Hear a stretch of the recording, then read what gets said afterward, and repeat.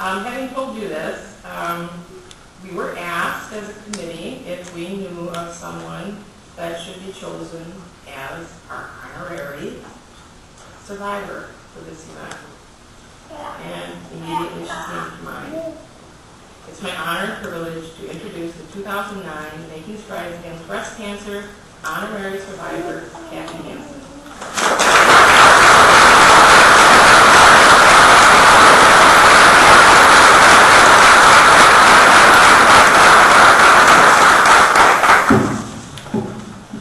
Okay. Thank you very much. Thank you, Kathy. Thanks to everyone for being here tonight. As you certainly have gathered by now, our theme tonight is the essence of time. And as I think about that theme, certain moments from my breast cancer journey 6 years ago stand out as if they were just yesterday. Sitting alone crying, waiting for the radiologist to come in and explain the abnormalities on my mammogram. Learning that my breast tissue was so dense, the lidocaine did not do a very good job numbing it when I had my biopsy. And that's a pretty vivid memory. And of course, that heart-stopping, denial-inducing moment when the voice at the other end of the phone said I had something called infiltrating ductal carcinoma. Pretty fancy name for breast cancer. Sure didn't make it any less scary.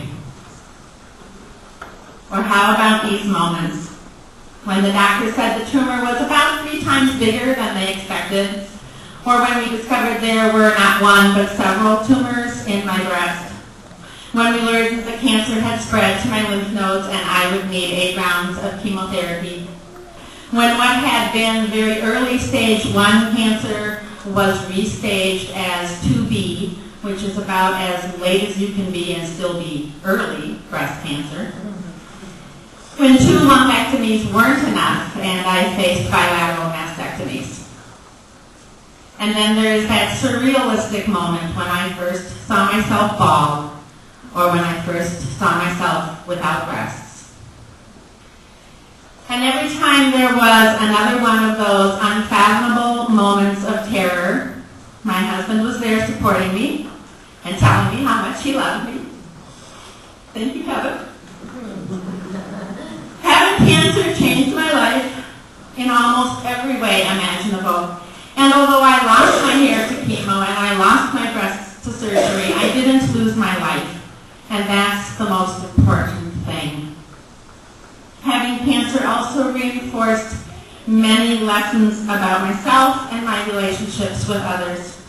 I found I have more strength, courage, and resilience than I ever dreamed. My belief that knowledge is power was reinforced. I value the support I received and the friendships that I have developed because of breast cancer. I learned to change what I can and accept what I can't. I had to be an advocate for myself and yet accept help and support from others. And above all, I had to keep hope alive. So over 25 years as a special education teacher and a union activist, that prepared me to get involved with volunteer work and advocacy work, this time in the area of cancer.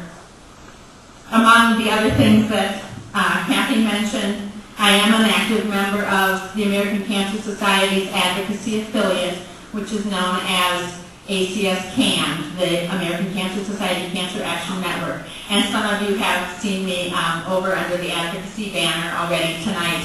And if you haven't, I'll get you over there yet. So what does that mean, being a member of ACS-CAN?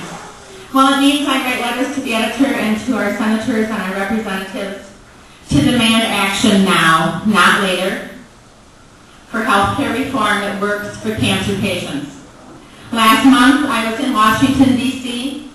for this issue, sharing our stories so we have access to the care we need at a price we can afford. So pre-existing conditions like breast cancer won't prohibit us from getting health insurance. And so prevention and screening services are covered at little or no cost to the patient. It also means I meet with state legislators and federal legislators to work for policies that protect and promote public health, like the smoke-free workplace law, the tobacco tax increase, and colorectal screening coverage. It means I lobby state and federal legislators to adequately fund the Wisconsin Well Woman Program and the National Breast and Cervical Cancer Early Detection Programs, so that all women who are eligible for these programs can actually receive these critically important screenings. Right now, the funding is such that out of every 5 women who are eligible for the program, there's only enough funding for one of them. It means phone calls, emails, and meetings so that funding for life-saving research can continue and even be expanded.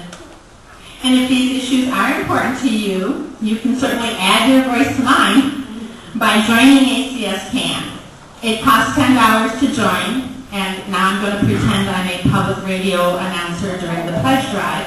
If you join at the $20 level, you can get this pink lady pin, which is our symbol of needing the funding so that all the women who are eligible for those breast and cervical cancer screenings can get them. Advocacy is a great way to make every moment count. So please, if you haven't had a chance, come over after the program and sign our posters. The posters are going to be given to our senators later this month. And I have brochures and other things, so you can get more information then. A lot of progress has been made in the fight against breast cancer since my diagnosis over 6 years ago, and I really am hopeful for the future.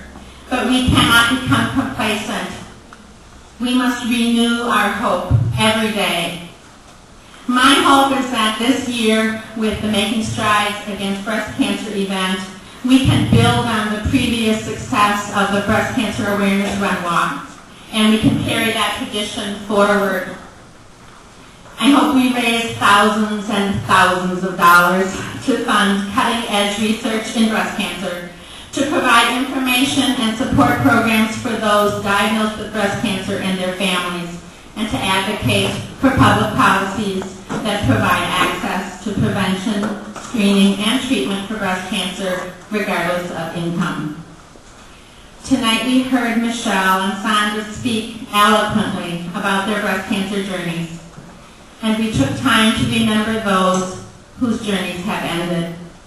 We heard songs that remind us of the changing times in our lives, and like many of you, I had songs that were inspiring to me during my cancer journey.